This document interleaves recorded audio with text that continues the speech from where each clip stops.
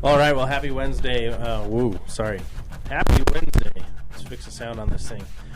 We are K-Talk Radio. Good morning, everybody. You're listening to PrepperCon Radio, now switching our name over to Prepper Talk Radio. Yes. Trying to get a little more mainstream, I guess you could say. A little easier to understand who we are as we broadcast. It's being droopy over here. And check into our radio broadcast every week, Wednesdays, 9 a.m. to 10 a.m. here on K-Talk, AM 630. You can also look on our Facebook page, PrepperCon, and you can see our broadcast, our video cast. Yeah, I guess we put that up about a day and a half late every time, so that you can see that, record, watch that, tune in again. We've got our whole archive on YouTube. Well, I haven't gotten last week's up yet. We get a little busy sometimes. Yes. All of us have full-time jobs, and we do this because we feel like there's a huge need. People need to get prepared, and it's just not happening on a normal basis. Wake up, America! That's my last chance to get. Should that be the title or theme to our show? Wake up, America! Wake up, America! I think that's a show already. Is that a show already? I don't know. Good morning, Vietnam. We're not in Good morning, Vietnam, America. though. Wake up, America. Good morning, listeners. So we are. What should we talk about today, Scott? Well, we have a fun topic today. We're going to be talking about getting lost and getting found.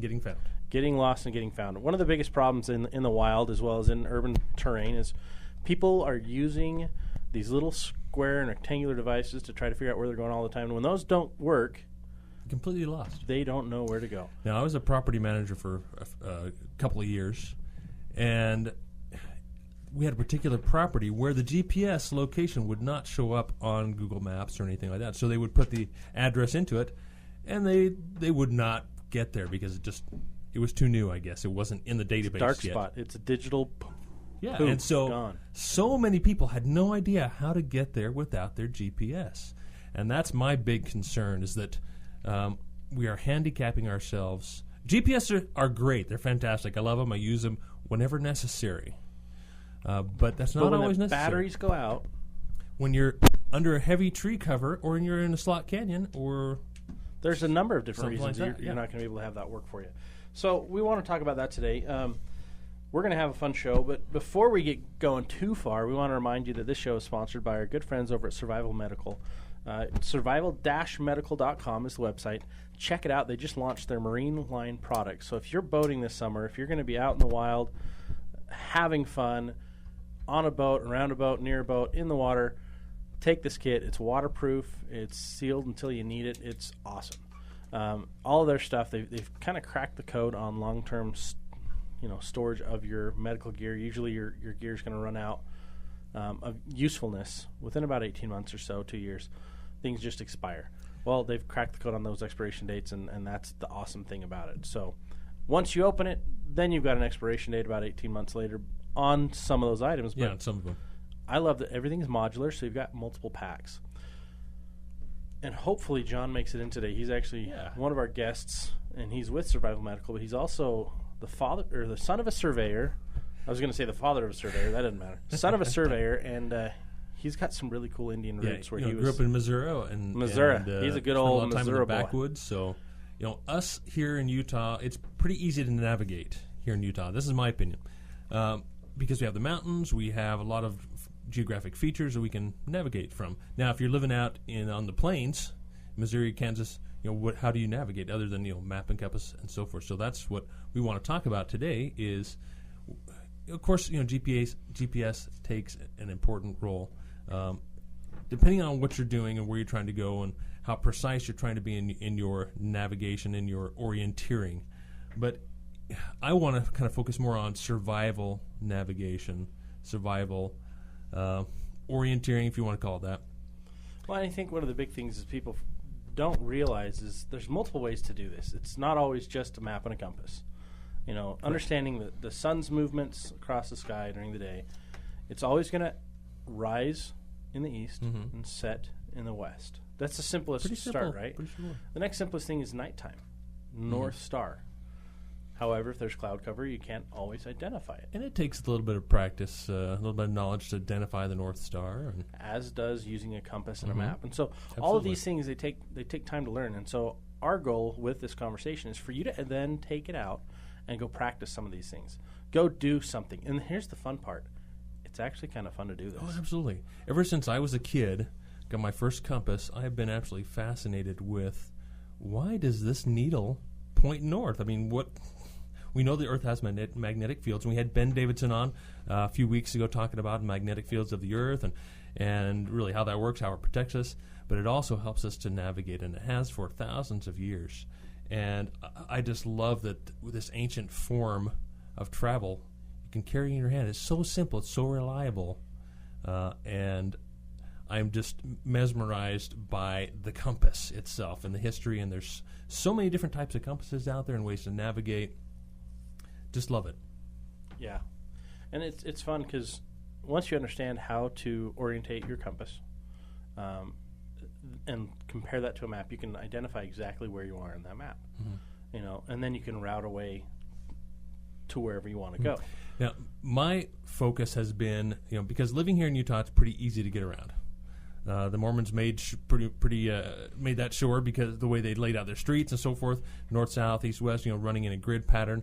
Pretty easy to get around in the urban and suburban environments. Now there's the tree streets and there's different named streets rather than having different actual coordinates of north, south, east, west, which it makes it the easiest to navigate here in Utah. And I get I've had a lot of people come here to Utah and say, how do you get around here? How do you, which I don't get that at all. I don't understand that at all. It's as simple as it gets. Well, it goes back to basic geometry and when we're learning how to use a grid map. Yeah, there you go. And this is true for most cities. I mean, you'll be driving, for example, I grew up in Denver. Everything's curvy. There's nothing that goes north-south parallel, east-west parallel, unless those are just like the randomly placed streets. All the rest of the streets are on kind of a diagonal. And then the rest of them, and that's the city, and then everything else is squiggly. Everything's crossing over everything. It just doesn't make sense. But it was all built on the side of hills, and so it's all based on the topography. Right. Contour lines. And so you've got all these weird streets, and you're like, okay, my neighborhood was all constellation and star-based, and so I lived on Delphi Drive. There was Sagittarius, there was Olympus. I mean, all these streets around us. And so you had to kind of remember where everything was. Get to know the constellations so you can more easily navigate your neighborhood. Didn't matter, though. Really? You just had to memorize the street. Memorize the street numbers. And so to ride my little bicycle as a 6-year-old kid across the neighborhood to find my friend's house, at first it's a huge, daunting task. But by the time I moved away, I was like, oh, I knew where every street was in the neighborhood. And that's how people are whether they have a place that they live. You get used to it.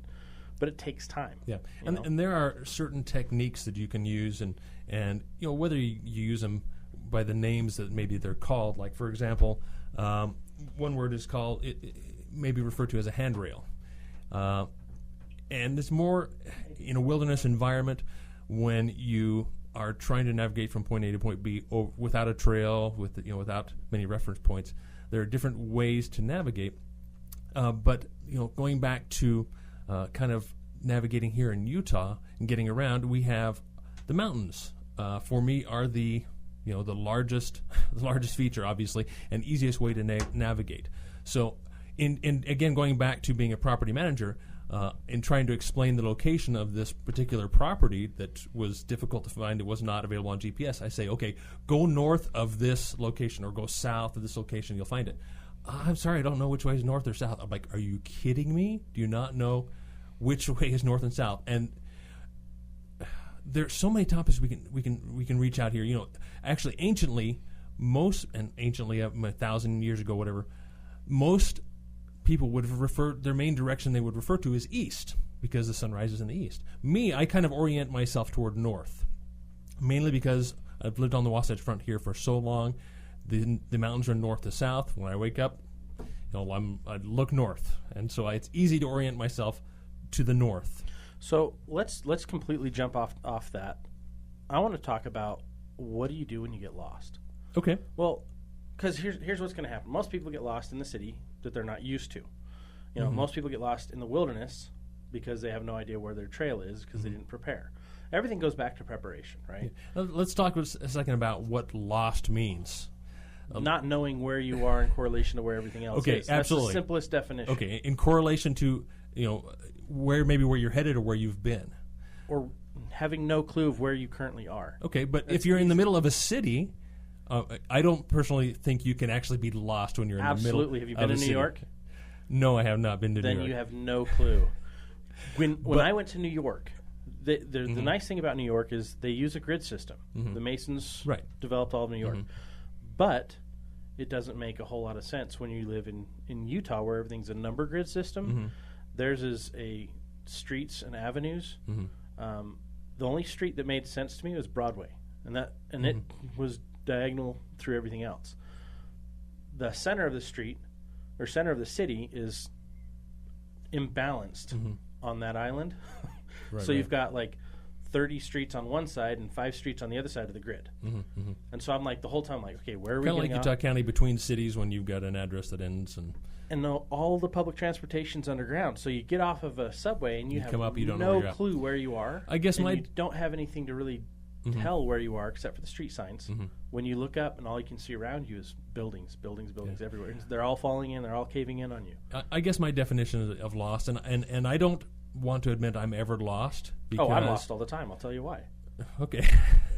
Because, everyone wants to go exploring and have fun, right? Right. To a degree. As a youth, I did that way more than I should. So it's and I consider that to be okay. It's then knowing how to get found again, get yourself orientated to where you want to be. Yeah, and I think that's where I'm kind of leaning is that, I can honestly say I've never been lost in my entire life. And I may have been off track, but the word lost to me means more than probably it does to you. It's a little more critical to me. When I'm lost, I don't know where I'm at. I don't know which direction I'm going. I don't know where to go, which direction to go to get to a road or to any geographic feature that I'm familiar with, anything like that. And I think that's what lost means to me. So I look at it as a simple, when you've lost your way. You're off you your could be particular off path. by a street. You could be off by a few centimeters. Pilots, they look at their declination. If they're off by a degree, they're going to miss their target completely because they're going for a straight shot for, 300, 500 miles. And that's something we can That's talk about on the other side of the break is, like, for me, lost, I've never been lost. I don't know that I'll ever be lost because I've developed a sense of direction within me. In Utah. In Utah, in particular.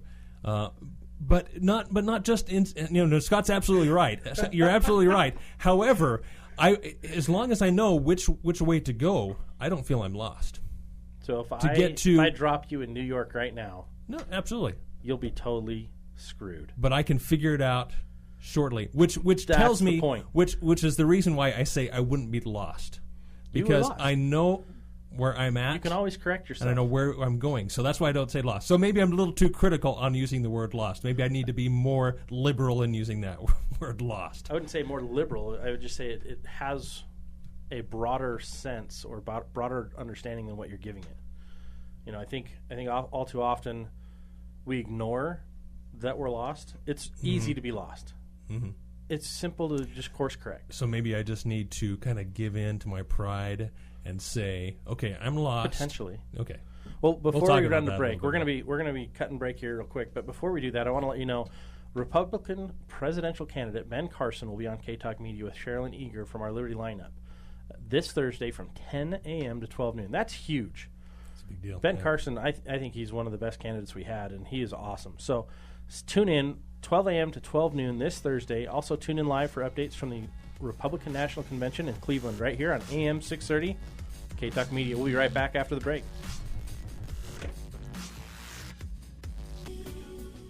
Sorry. Talking over the mic. That intro music's weird on that one. We're going to change that out. I'll have Kristen change that one. You're not in charge of that anymore. Okay, you're going to do that? The Carpenters, you've been fired. Ladies and gentlemen, you're listening to Prepper Talk Radio, formerly PrepperCon Radio, on K-Talk, AM 630. Follow us on Facebook. We have a lot of fun here. K-Talk Utah, K-Talk Media. The new page Facebook up pages. there for Prepper Talk. And then Prepper Talk Radio has a new page. Go follow it. We'll have some fun. We're going to be posting some navigational tips and tricks and things today, as well as some fun pictures of us. And we're going to be launching the website soon. But K-Talk's getting a new website.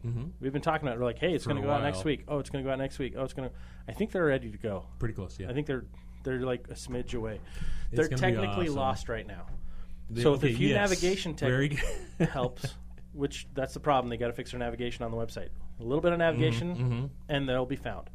So stay tuned because that's going to come out soon. So there's the other flip side. If you can't be found, are you lost? No, you're not. Well, Not in my mind. Not in my mind. If you can't be found, you could not want to be found. Yeah, so you're not lost, but you're not lost. Right. Okay. But if someone can't be found, it doesn't necessarily mean that they don't want to be found. It could mean that they're just lost. Absolutely. But when it comes to K-Talk, we want to be found. We want to be found. Absolutely. Okay, so we're talking navigation. We're talking getting lost. Part of the reason we brought this topic up is it's summertime. People like to go hiking, camping, have fun, go to places they've never been, like, say, New York. Try to get used to the different things in each of those cities. Not me. You won't find me in New York. Well, you won't find you in New York, even if you got there. I'm like, I'm lost. Hi, guys. I'm Shane. I'm with, I don't know where I am now. Hey. You don't know me very well, do you? But here's the cool thing. When it comes to navigation, I mean, everyone, you're going to get lost at some point in your life. If you don't, that means you've never left your home, and that is a sad, sad life. No, you're absolutely right. And if you don't at some point have that little panic, that little thing that gets you right in your gut that just says, I don't know where I'm at right now. Now, really, honestly, the only time that's really ever happened to me is when I've been turned around in a cave. Okay, so you've been lost. I've been in a cave for just a few seconds, for a few minutes, and then I realize... Ladies and gentlemen, he'll never admit I am he was infallible. lost. I'm sorry.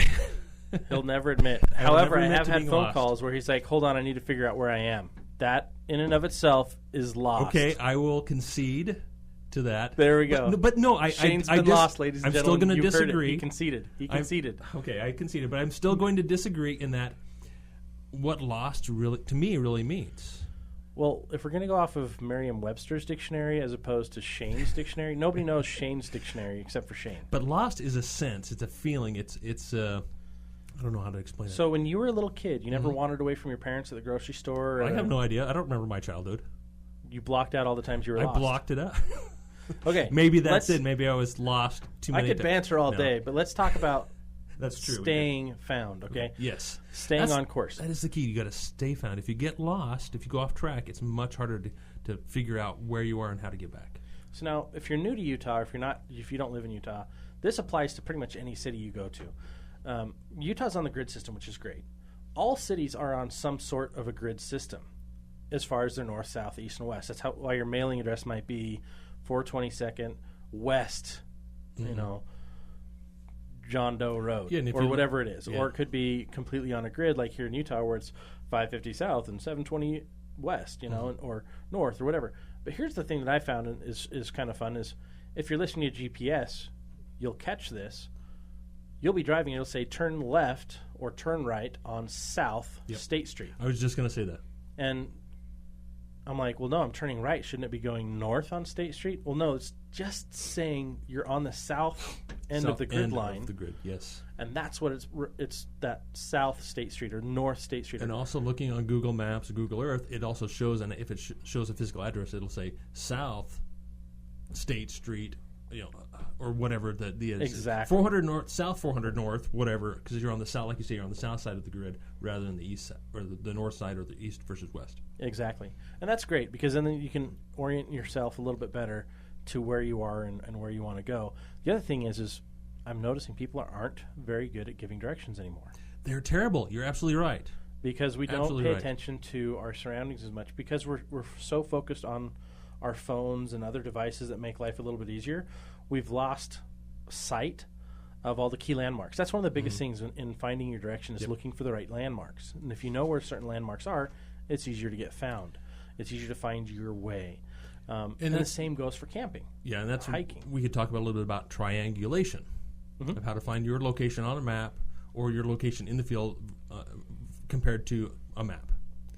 But going back to the grid system is, and another reason why I feel like I can never get lost in Utah. I'll put that little asterisk there. Thank you, Mr. World Traveler.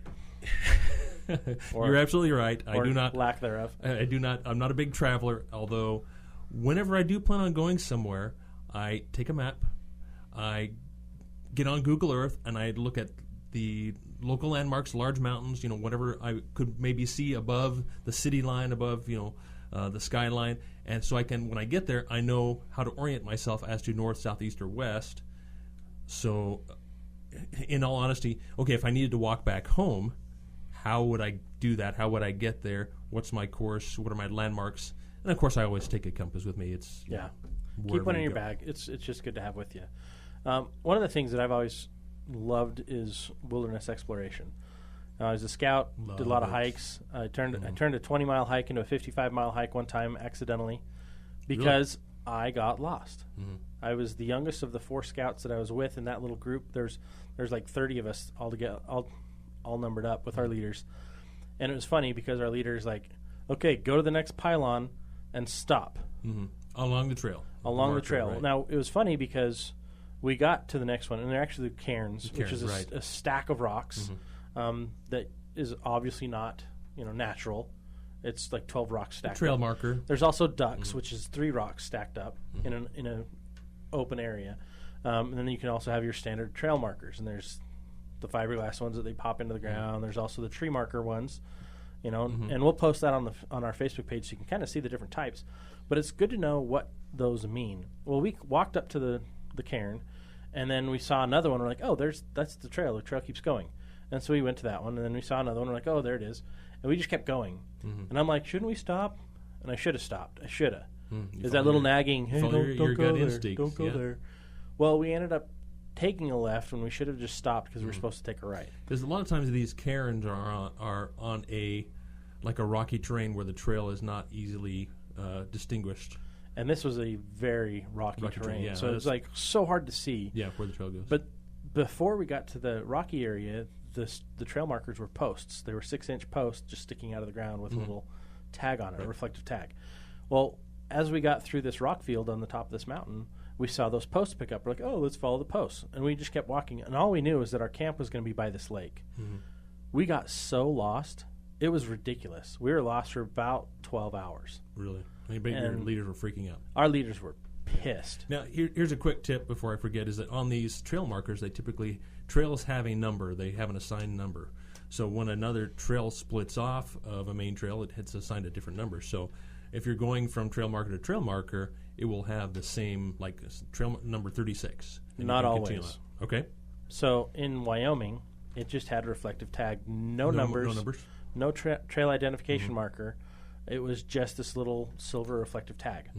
Now, if you're planning a trip and you have a map, and it's an established trail map in Utah, let me say that caveat, is it will have a number, and you'll be able to stay on that trail if you're looking for those markers.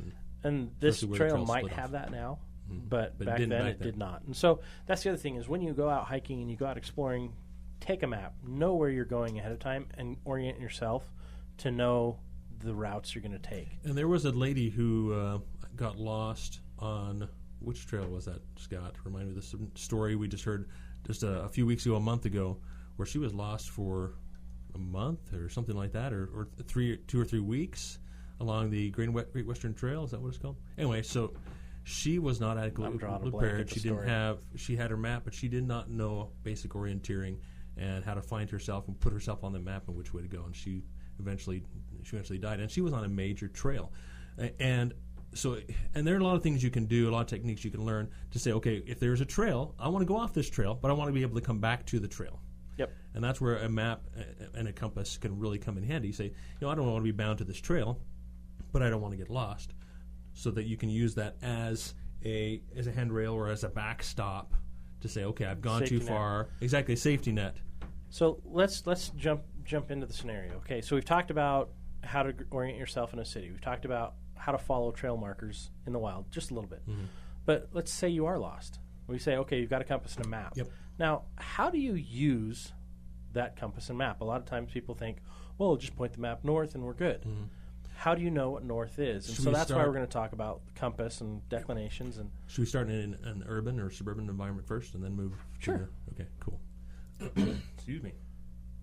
All right, so you want me to head off with this? Go ahead. Okay, You're looking eager beaver over there. He's ready to go. I'm always eager to talk about this kind of stuff because, I've spent a lot of time in the backcountry, and I don't want to brag or anything, but I've spent a lot of time off trail. He's never been lost, and I've never been lost, and I honestly feel I cannot possibly get lost in Utah. Boulder. It's not possible for me to get lost in Utah. And I think that comes with experience. It comes with, of course, having the right tools and having a sense of direction. I think that is something has been lost, that people have handicapped themselves with the GPS, kind of going back to that. I feel a big challenge coming on. All right, cool. Bring it on. Hey, thanks for calling K-Talk. You're on the air with Shane and Scott on Prepper Talk Radio. Good morning. Good morning. Can you tell me which program had the Nexus coin program for an hour recently? Personally, I cannot. I do not know which program that is. Scott? I have no idea. Yep. Maybe call back on the main number and see if someone else can help you. All right, thank you. All right. Thank you. Thanks for the call. Dang it. I was hoping it would be something that would stump. I was hoping it'd be a navigational issue. Well, it kind of is. Where is the true. Nexus coin conversation in the archives of K-Talk? Did you look that up? No, I have no idea. Okay. So I kind of feel a challenge coming on for you, Shane. Okay. I think in the next Bring it on. few weeks, I'm gonna take you somewhere and leave you there, and I want to see you find your way out. Because guess what? You'll be lost. I'll blindfold you. We'll just drop you off there. Oh, you're gonna make it real hard. And we're gonna leave a GOPro camera with you so you can document your journey. As long as I can feel the sun on my face. It might be in the middle of a cave.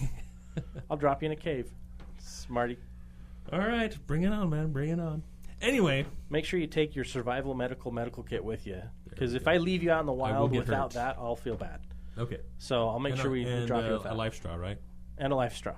Cool. And maybe even a compass. A jacket? No.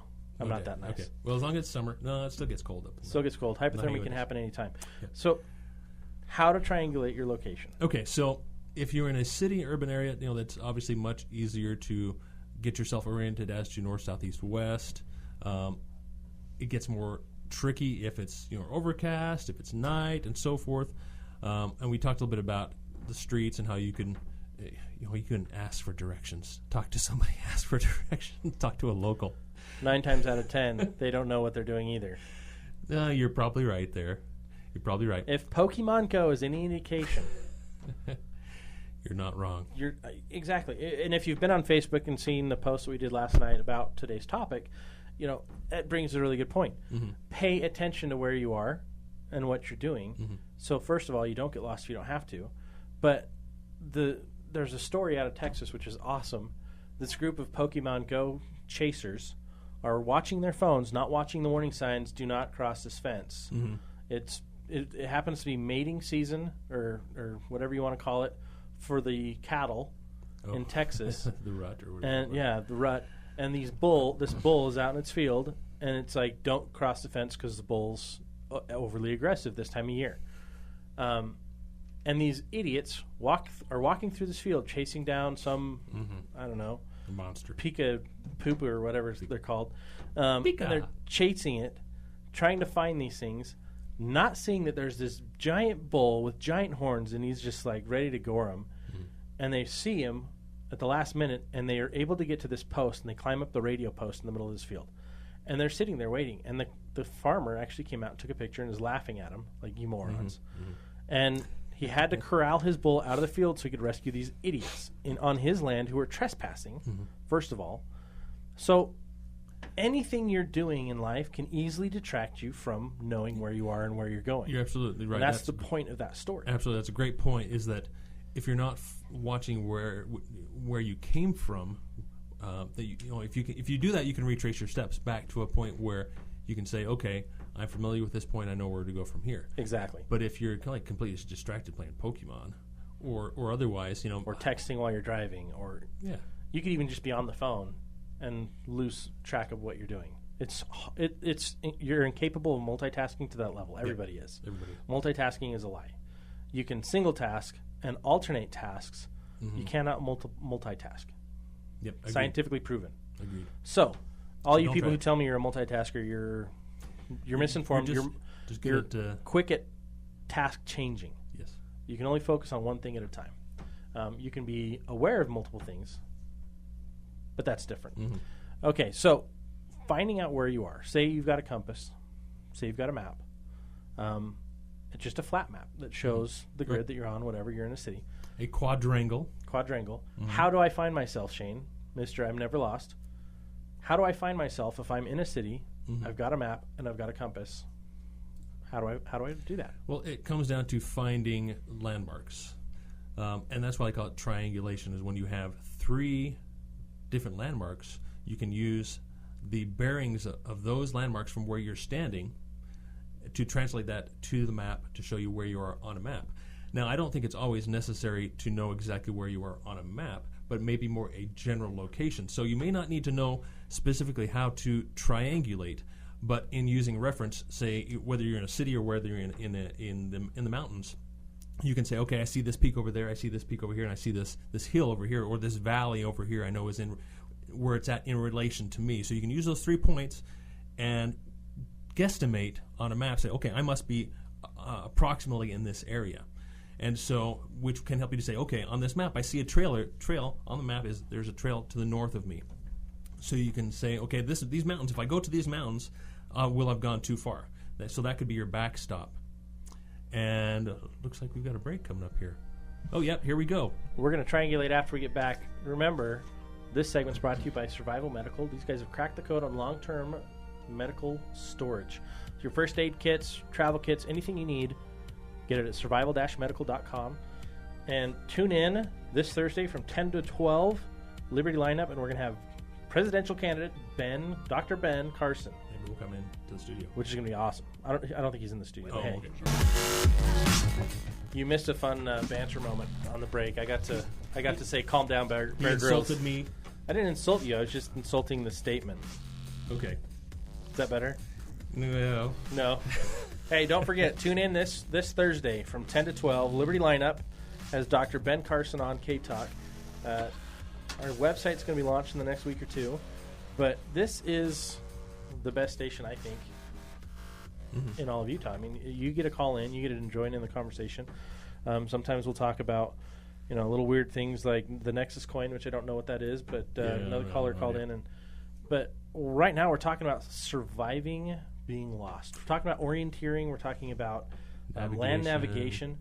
This is one of probably the most quickly degraded or singularly lost skill that we've had as things have gotten more convenient in life, next to gardening.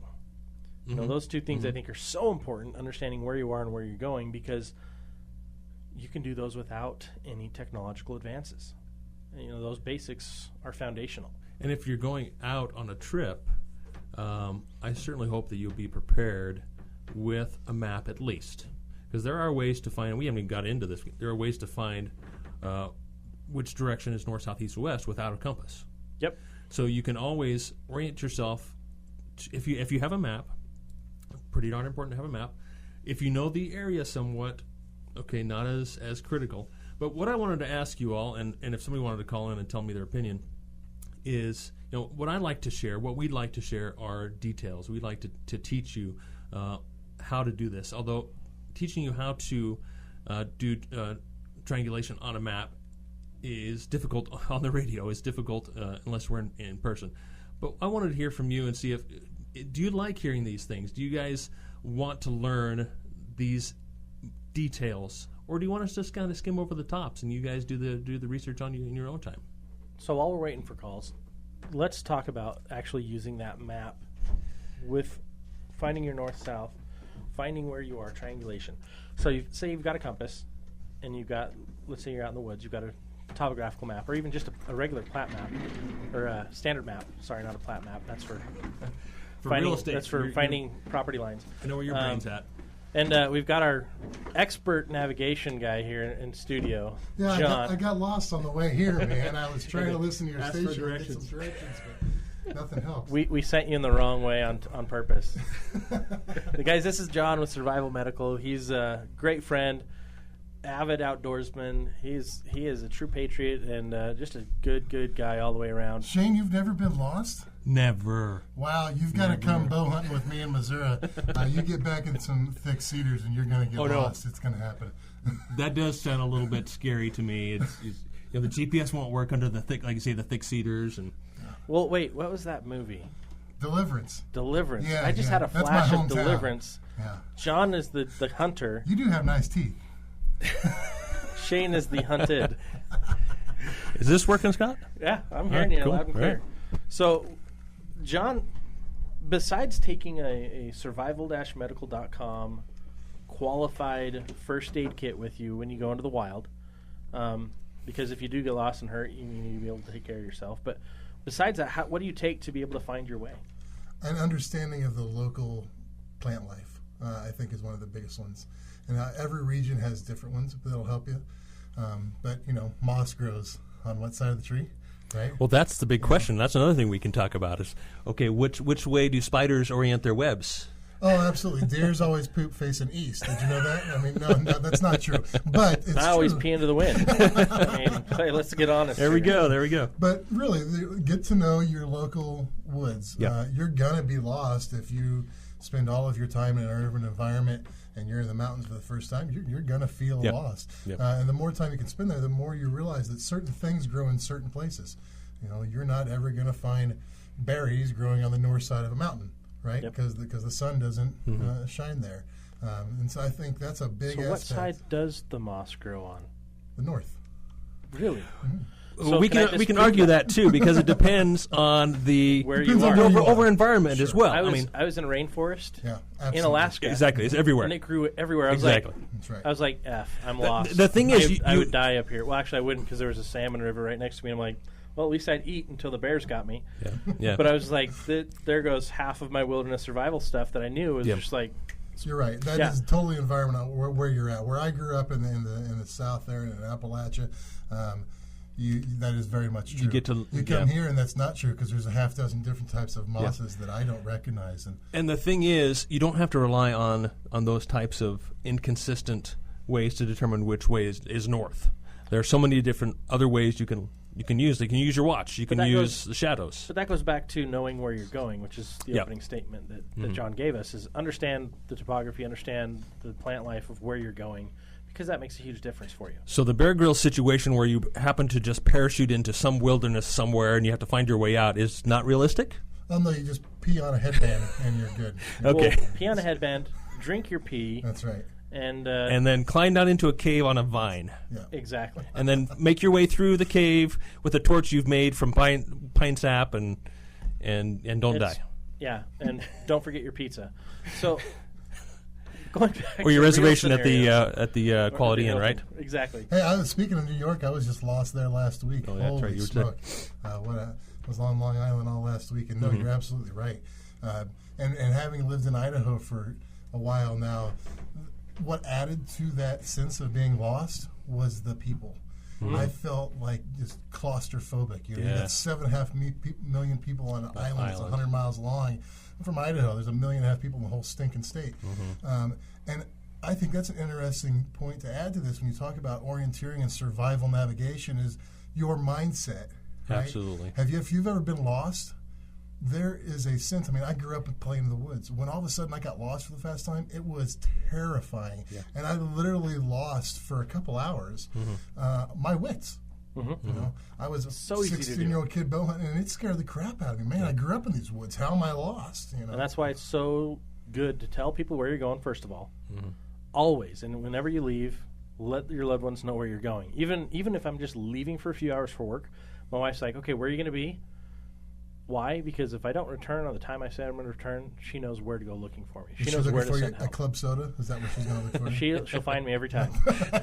So going back to you, John. So if you're in the woods there, and obviously you probably can't see mountain peaks and like we can here to orient ourselves to. So what would you have done? I mean, what should you have done when you took off from that trail to follow the track of that buck to get yourself back to that trail? Well, what I ended up doing was wait until night. And luckily, I had to wait a few hours because the moon was so bright where it came up. It was blocking my view of the stars, and so I had to wait for night. And luckily, I had been doing star shots with my dad as a surveyor just a few months earlier and learned a lot about star navigation. And luckily, once it came up, it didn't take me 5 minutes to get back to the trail. I'd been walking in circles in a cedar thicket for hours. That's another thing we can talk about, is walking in circles. But a big part, I think, is maps too, having more than one. Yes. Scott and I had an hysterical story. We were up in Idaho looking at some land that was for sale, and we had one small copy of one small quad, right? And so obviously everything on our map correlated to what we wanted it to correlate to. Yeah, I see. It was ridiculousness to a whole new level. We're like, okay, do you think that's that mountain there? It could be, but I can't see any other mountains that it could be. But it was such a small quadrant that if you blow up the area that we're looking at, it wasn't even. We weren't even close. Right. We were like 3 miles off. Yeah, we missed it by 3-4 miles. We weren't even close. And because we didn't have enough of that information. Exactly. You know, and you'll do that in a situation. You can make a map match. I mean, we were in a pretty unique topography. We were deep in the mountains, right? You'd think that'd be a unique topography. How do you get confused? Right. But you can make that map fit your mindset, right? And there was a perfect example. Yeah, we found we were looking for triangulation, and so we looked at 3 mountain peaks. And we said, okay, that one looks like it's this one. We didn't have our compass on us, you're which just we should have busted out the compass to see how far off we were. But we were like, we're driving around. We got a GPS. GPS wasn't available right there. So we're like, okay, first mistake. Second mistake, we've got 1/10 of the map that we need.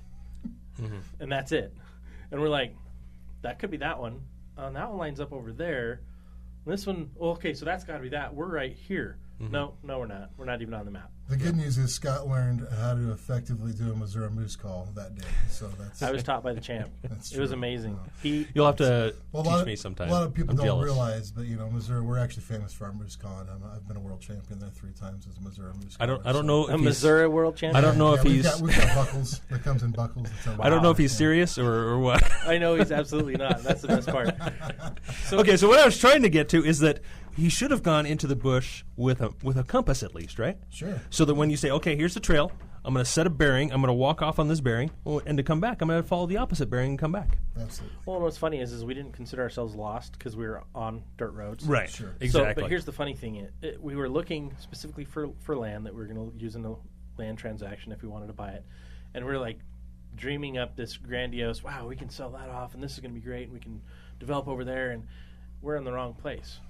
So then when we get the correct maps and go back and take a turn where we're supposed to and look at the topography and look at the full picture, we're like, wow, this sucks. I can't sell this because this is crap.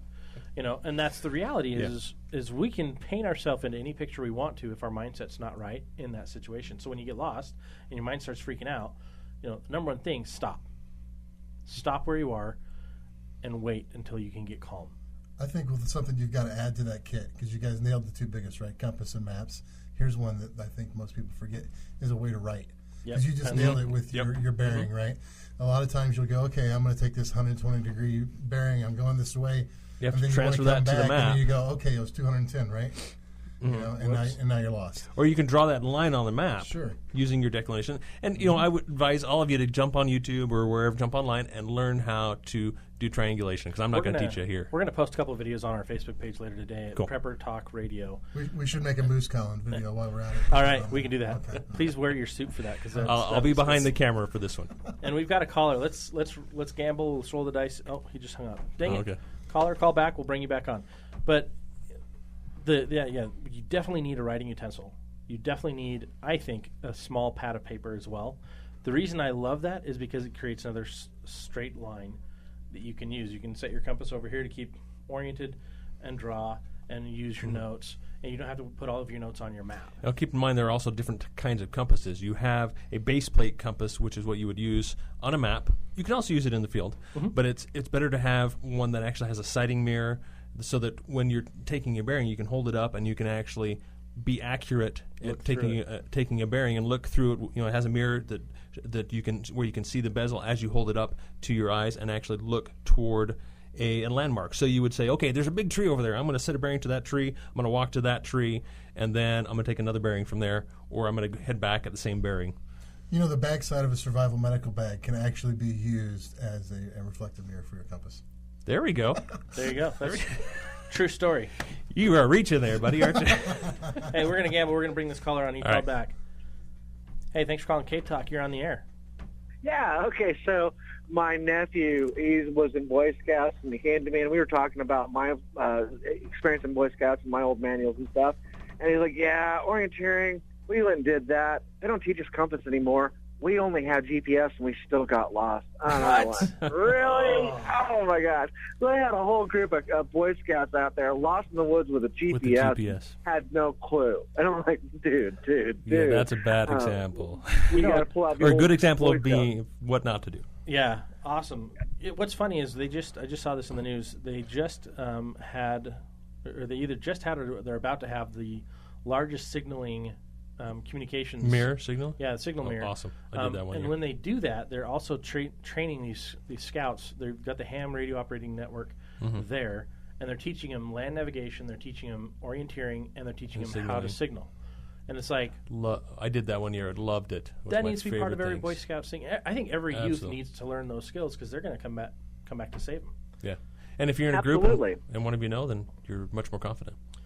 Awesome. And if you stop and think about it, though, giving kids skill sets like that, you never know how it's going to play out for them in the future, and it Absolutely. doesn't have to necessarily be a function of